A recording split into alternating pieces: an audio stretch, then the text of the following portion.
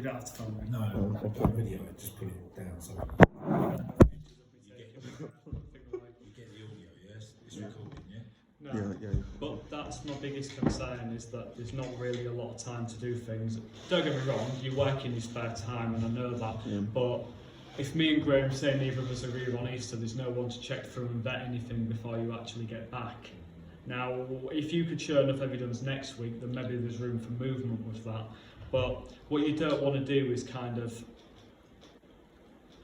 do it half, if that makes sense. Do kind of a not quite there approach, but it kind of works. You want to do it thoroughly, you want to do it properly. So I just think it's something worth thinking about. Yeah, the key thing I want to clarify, what do you mean by the word series? Series. Yeah. Just 3 parts. So you're doing in total 9 videos. 9. No, 9 videos. 3 videos.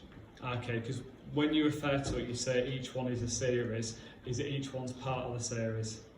No. So technically, basically is 1 video, but Yeah. we're breaking it down into 3 videos. Why don't we just make it 1 long video, just breaking down into 3?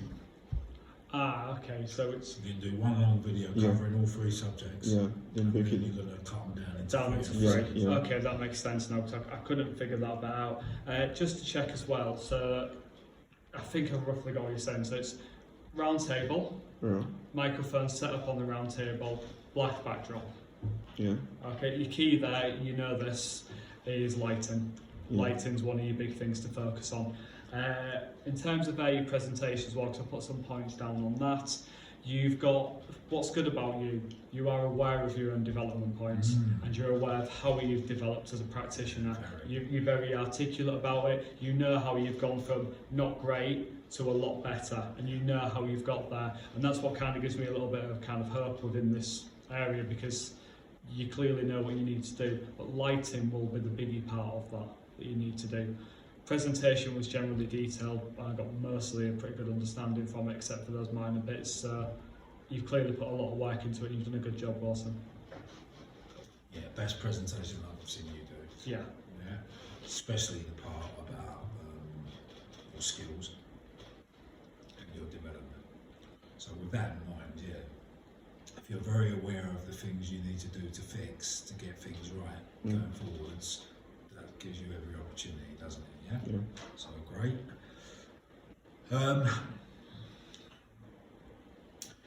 We've spoke about this quite a few times, so we know it's a good idea. Yeah. Yeah, we know the subject matter is really good. Yeah. You're passionate about it, so I'm sure you're going to do all the research you need to do. You're going to need to establish quite what you mean by the red pill type thing, yeah, in your portfolio before you even do any other research. Yeah. What exactly does that red pill term mean? Yeah, I know you're taking it as a reference from like the Matrix, but is there like other stuff that refers to the red pill? Is that a common kind of understood term amongst young men? Do you think it is? I'll say not every. I'll say majority will understand What that means? Yeah. Right, you just got to be clear about that. Yeah, I'll make sure that's clear on my website. Okay, and as such, because this red pill keeps cropping up, we don't actually have a title at the moment, do we? No. No?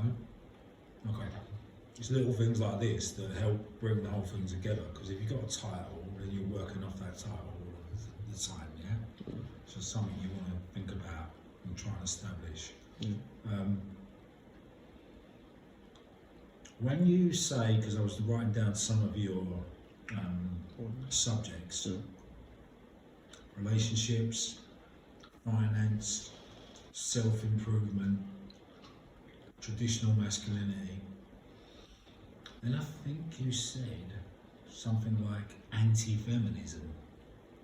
Yeah, that was I was speaking on the videos I've watched, and some of the videos I've watched on about red pill. That's what most of those videos are kind of like centered on. Okay. So with my video, I said I was trying to educate young men on those topics I've mentioned that I'll be working on. So it's quite different. I was just drawing attention to what you've seen? What I've seen. Yeah. Because you've got to be careful with that Yeah. those words, anti-feminism. Yeah. I mean, really, if you're trying to educate young men, and if you're trying to encourage more young men to speak up, that's great. Yeah. That's the sole purpose of your content. But we don't. It's not a good idea, and it's not good publicity to kind of promote yourself as something that's going to be anti-feminism. It can be challenging feminist views. It can be like, kind of like, you've got to acknowledge that we're living in a world where feminism is kind of, and rightly so, beginning to gather pace and awareness. Yeah. And so instead of challenging it or saying you're anti-feminist, you want to be kind of looking into what's good about feminism and how kind of an idea of traditional masculinity can fit into that. Is that your sort of view, or are you looking at this completely differently? It's not like the only reason I said the anti-feminism because part of my research is to analyze other podcasts. When I was watching some of the podcasts, like their views, the views they're making, the Red Pig kind of like podcast and stuff, the views they're making is kind of like a bit kind of like that's too far. So my own is like, I don't think that's the way they should be addressing such issues. My own point is like to put more a positive spin and bring like a more positive aspect. So it's not like tarnishing feminism or anything. It's just more. So just celebrating masculinity and the good things about being a man without becoming an anti-feminist. Yeah, exactly. That's really what should be. Yeah, cool. I just want to make sure that we're thinking along the right lines. Don't get me wrong. If you wanted to make a pro Andrew Tate episode, you could, but just get ready for the backlash. That's what I'd say.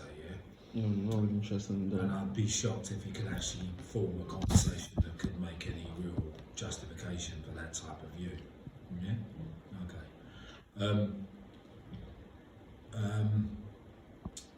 Target audience, young men. Try and fit in there somewhere when you run your treatments and your proposals to encourage discussion and to educate. Yeah? But encouraging discussion based on those stats you gave us, which was really good, by the way. That's the basis of why you're doing what you're doing, yeah? Great. Which topics are you going to kick off with? I was going to kick off with the relationship because I feel like for young men or just teenagers in general, I think that topic is like a topic like you speak about with your friends on a regular day, or you just speak like in general. It's like if you're growing up as a teenager, you talk about relationship and all the stuff with your friends. So it's like having like that topic as the first topic, I think it will make them more comfortable and give them more to say about. So you also, I just want the first topic to be something that they all have something to say about and have something to speak about. So you want to focus on like the challenges of relationships, for young men, things like that. What's expected of them, paying for meals, not paying for meals, opening doors, the tension between being traditional or not traditional, stuff like that. How it gets spoke about online, and how if you try and pay for a meal, you're a misogynist and stuff like that. Let's talk about that. Yeah. Great. That's good. What about the other two? The financial aspect is kind of like the other aspect because now with social media and how the world is going, it's like as a young man you feel that pressure to be there, and it's like you don't necessarily need to be there. It's like you need to like take steps to get to a certain level in life, but it's like with the pressure you see people posting on social media or even peer pressure because you see someone your age making millions or someone your age making a certain amount of money or driving certain kind of cars. It's kind of like put pressure on you, and you think like you feel like you have to like make certain amount by this age and stuff. So social pressures that can cause problems with men's mental health because if you're not making £1 million by the time you're 21, there's something wrong with you. And you're not a real man. Yeah? Cool. So addressing that as well. And what was the third one going to be? the third one was going to be about gender roles, but still kind of like falls into relationship somehow. Yeah, I'm asking you this because I'm just wondering how much of this overlaps and it's going to affect your plan. Alright? Yeah. One thing's for sure, you can get the technical setup right, you can get it all looking great, yeah, but this all hinges on your ability to come up with relevant questions that are going to get that conversation going. Yeah, if you can't do that, people can just be sat there and they're not going to lead the conversation themselves. You've got to lead it. It's got to be the right questions. Yeah. So there would be nothing wrong with you writing a list of 50 different questions you could ask at any point to get the conversation going in that right direction. There's more to it than just sitting and having a conversation around the table, yeah? Yeah. Are you hosting then, or how's it going to work? The idea was to have someone to do that. You were going to ask someone to host. Yeah. That's a big thing that you could have brought into your presentation there, you know, because that's going to lead me on to the next thing. So whether you're hosting it or not is a key consideration. That's something you want to get sorted out pretty soon. You can always ask questions off camera and do it that way. Yeah, that's the second plan, but that's kind of like the first plan, because if I'm not able to find someone to help do the hosting, then I'll just ask the cameras behind the camera. With that, I can also keep follow-up questions because I'm asking questions. Well, you could do that, but here's the other question that goes with that then. It's all dependent on who you got sat around that table who's going to keep a conversation going, yeah? So if you're asking questions off camera, or if you have someone sat around the table who's asking the questions and raising the points, your guests are everything. And so I know you've done a bit of kind of like canvassing to try and get some guests, Yeah. but no one's responded yet, no? I got one DM from a guy who says he wants to be part of it. Really? Why didn't you tell us that in your presentation? That's a breakthrough. Yes, it's kind of quite an important detail, but we'll just admit that. I don't think that was like. Right, you've got to think about details, Wilson. There's so much you can kind of. I said it's a good presentation, but there's information that I'm trying to get out of you now that you could have told us or kind of set out in the first place, yeah? And this is going to be what makes or breaks your project and your grade. It's these little details you have to try and, you know, I've already got a guest, I'm working on getting more. If I don't get more, leads me to my next question. What is plan B if we don't get guests? I did ask you to think about this like a week or two, you know, over the last couple of weeks. I was thinking rather than just have 3 people sit down on, rather than have like a round table talk, just probably make it more like one-on-one interview, then have the person sit down facing the camera while I'll be behind the camera. So it's more like a uni lab type thing, Yeah. where you're off camera and asking questions. Yeah, one-on-one. Or in which case, you know, you might be able to pull a couple of class members out or something like that to do it, to rescue it, if you like, yeah? Yeah. But I'm just asking this because if you're setting up for a round table and you're waiting to get guests and you're going through all those processes of setting up for a round table, the last minute you have to change it to like a one-on-one interview. It's a completely different setup scenario, isn't it? You don't want to waste all that time trying to, you know, go through all that and document all that when, you know, you just need to be aware of this. So I think you need a cut-off point for guests. So if we're not got guests by the Easter holidays, then I think we might have to think more about that one-on-one. Who is the person who messaged you? He didn't really have a picture on. There's no picture on his Instagram or no. Is he real? Is it a real person? It's really. I think it should be from like the first years, something. But The best thing to First do. year, what's the name? I can show you. I'll Well, show you we'll have after. a look I'll at show you Yeah, after. 'cause- But yeah. it might be worth sorting that out sooner rather than later, and Yeah. inviting that person to come over and chat with you before. Yeah. It's all part of the process. Yeah. You've got to vet these people to make sure they're fine. Yeah. You could have a good guest there, or you could have someone who's going to be unreliable, or come at the last minute, or sit down and have nothing to say.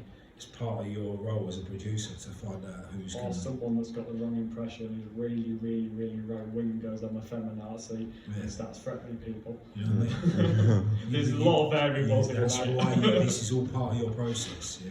Yeah. I can't stress it enough. This Yeah. has to be arranged and sorted out before Easter. Yeah. Okay, good. Really like your GQ Hollywood recorder. Recorder. Yeah, really good because you're talking about the fact it's all men Yeah. all around the table, but you got to be realistic with your setup because Yeah, yeah. you can't mimic what they do. They've got Yeah. £1 million budgets. Yeah. Yeah. That's it, really, Wilson. I just wanted to ask you these questions because it's so important that this whole thing could fall apart if you don't map it out properly and plan it properly and make sure you're giving yourself deadlines to get things arranged. Yeah, that's why I just had to do like I just need you guys to like go through the timetable, so I could like really you guys could like sort it out or tell me stuff I need to like change on it. So I Well, could what's prepare. going to happen is as of next week, we're going to Yeah. be in the classroom and just working with you all, Yeah. so we can Yeah. go through that then. Yeah. Yeah. But the usual of just going round you all and going through your stuff. On Monday, everybody's going to get like a bit of a research session, and we're going to get you all to come up with like a research plan. Yeah. So you might want to be thinking about those different areas of research you're going to have to do, Yeah. and start kind of like making a little bit of a plan and getting that together. And then at the same time, while that's going on, you're going to be sorting out your personnel, booking your studio, like Jesse said, making sure you've got all your production setups and activity all arranged and booked, so you know when things are happening. Yeah. Yeah. Part of that, as I've said, which will be your scripting. You're not technically scripting because you're not introducing anything or anything Yeah. like that, but writing questions based on your research. You can't write enough questions. So at any given stage during that discussion, either whether you're off camera or you have a host, they can have a question that can keep the conversation going, because that's what it pins on. Yeah. You do realise that, don't you? Yeah. No. Cool. All right. So, all right, we'll work with that. Well done. You did a good presentation. It's just those things, yeah. Yeah. Can you just show me who that person is that's been speaking?